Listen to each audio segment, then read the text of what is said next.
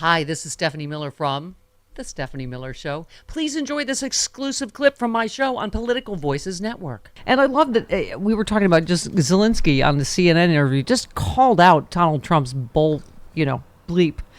Just saying, what's your plan? You got a plan to end this in 24 hours because he knows the plan is give it to Putin. Just give Ukraine to Putin, right?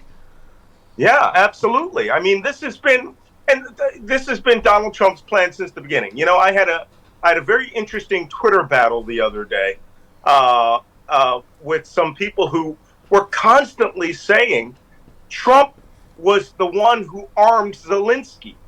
Trump did not arm Zelensky. Let's get some things straight, okay? When the invasion happened in 2014, the Obama administration was sending over the equipment that they requested, which at that time was sustainment, food, other things that the Ukrainian army needed for a low-intensity conflict with Russia. But Zelensky knew Russia would eventually be trying a larger operation. And that's why they started getting the Javelin missiles. But when Donald Trump became president, okay, they started slow walking the Javelin missiles. Yeah. Don't forget, I mean, in virtually every book that I wrote, Paul Manafort and others were deeply tied with the pro-Moscow government in Ukraine. And when Zelensky became president and that Ukraine threw off all of its ties to Moscow, that's when Trump started playing games over there. Rudy Giuliani going over there, trying to find dirt. And then Donald Trump extorted Zelensky with those Javelin missiles that saved that nation when the Russians invaded. Yeah. I loved everything the president said yesterday. He urged world leaders not to abandon Ukraine, warning Russia's pinning its hopes on other nations growing weary of the fight. He said, if you allow Ukraine to be carved up, is the independence of any nation secure? I respectfully suggest the answer is no. I mean, a lot of pundits openly saying now, like, Putin's waiting this out, hoping to help Trump get reinstalled. He knows he's only got however long, right, to hold out. And as I was saying, if you don't think he and MBS are going to make sure gas prices get jacked up, and every other thing they can do to get Donald Trump elected, they'll do it, right? Oh, absolutely. We've already seen this game played before. I mean, this is the dictator lobby going after, one of their own, helping out one of their own. I called it a long time ago when I wrote Plot to Hack America. I called it that the axis of autocrats. Yeah. And back then I was thinking Erdogan, Putin, who's the guy, Bolsonaro down in Brazil. Right. Now it's Mohammed bin Salman in Saudi Arabia, Vladimir Putin, President Xi in China, and Donald Trump. They stand as the four poles against global democracy on every level. Yeah. What do you call it? Biden said, I will not side with dictators like Putin. Maybe Trump and his MAGA friends can bow down, but I won't. It's so sort of startling to see a president, as you say, that's not a laughingstock on the world stage, but that stands up to Putin. I mean, Trump the other day is like, oh, I love everything Putin said. What did he say, Putin? Because, of course, Putin said some, pro-Trump talking point. He's like, oh, I'm so glad to hear him say that. It's just, oh, my God. I got to tell you, what I'm really proud of is Joe Biden standing up and tying Trump with MAGA with Moscow. Yeah. Right? Openly saying it. I mean, we've been waiting for this for a while. Okay? And, and tying that, of course, with the anchor of democracy around their neck and saying these people want to end democracy. These people are out to turn back the American experiment with the treasonable assistance of a foreign power. And look, we dabbled around the edges of this in 2016, 2017, 18, 19, and 20, right? It is now time to full-throated say this, that we have a block of people who call themselves Americans, but who are actually working with our enemies to end America and American democracy. And if you listen to their crazy radio and television in right-wing world, like I have to from time to time, they're literally saying that about the 65% of Americans that didn't vote for Trump. Yeah. I want your reaction, because this is, what they're going to play on is, Americans are getting sick of the Ukraine war. This is Hannity with Sean Penn. If you're going to support a conflict, Europe has to go all in, and you have to fight a war to win a war. Look, I think that whether it's Republican, Democrat, or anything in between, and I'm of course not a political analyst, but as an observer of it, as one more citizen, I would say that I'm very confident that whichever party might support decisive action, complete action in this, it would be a political win, not to mention a principled one. And by action, I mean give them everything they need now rather than bit by bit. Yeah. One more. Sean Penn again. Because eventually there's not the political will in this country to send U.S. troops there, nor is there the desire of the Ukrainians to have U.S. troops there. In fact, President Zelensky says very passionately, they've fought too many wars, died in too many wars. We don't want them to fight here. So what we will do, Republican or Democrat, over the long term, is we're going to give them everything it takes short of U.S. troops on the ground there. So we should do it now, because the only difference is death and destruction. Except we have this pro-Putin caucus, as you call it, among Republicans in this country. Yes, you're absolutely right. We do. And it's led by guys like, Sean Hannity and the others.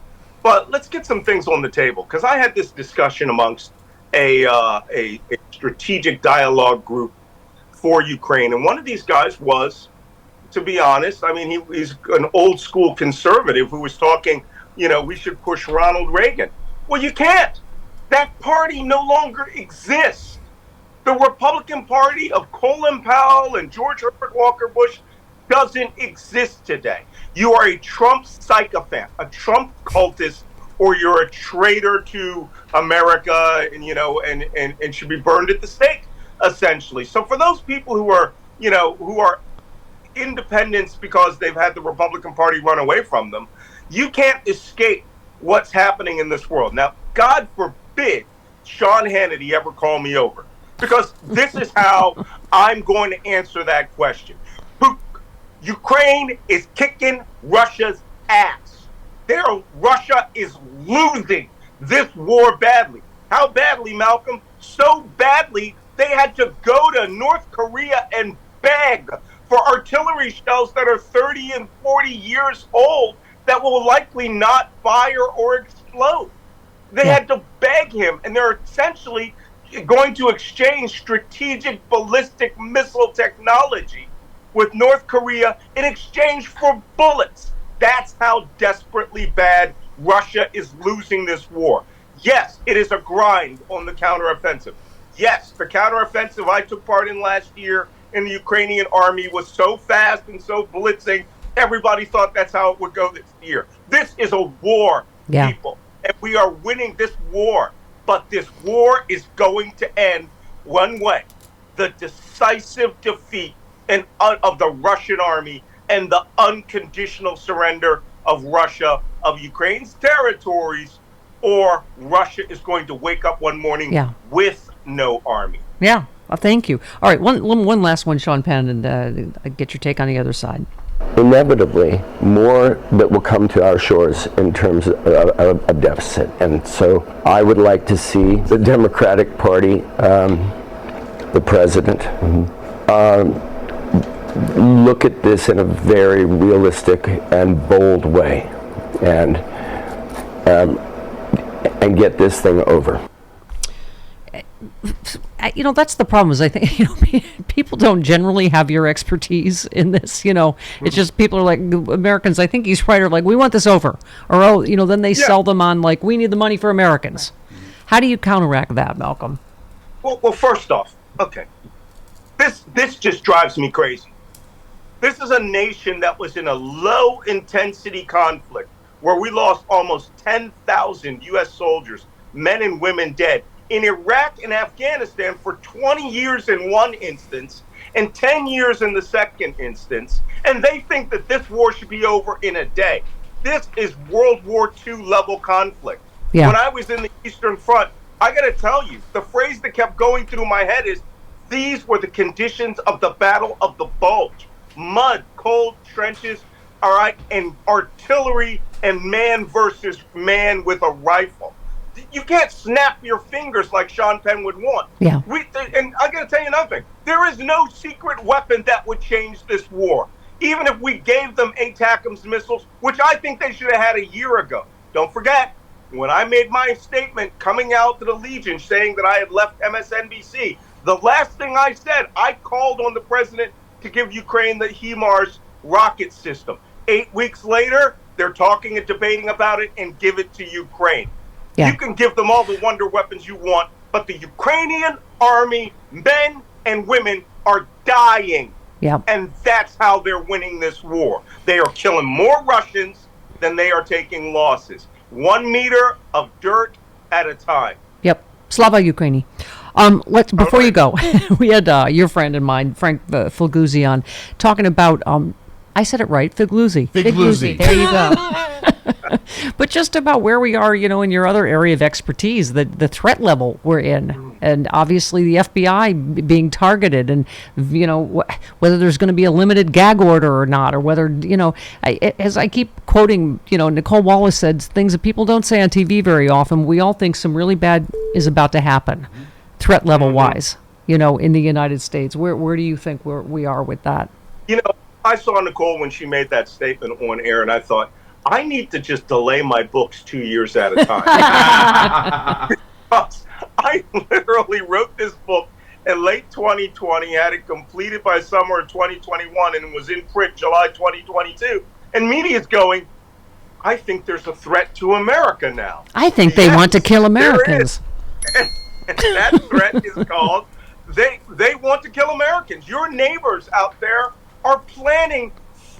Good God, what I said early on, all right, which everyone is now using the phrase, we are in an insurgency, which is a series of political, armed, and planned insurrections and rebellions to destabilize the government of the United States. They are planning this. More people are buying guns. There is more open talk of civil war because they want civil war.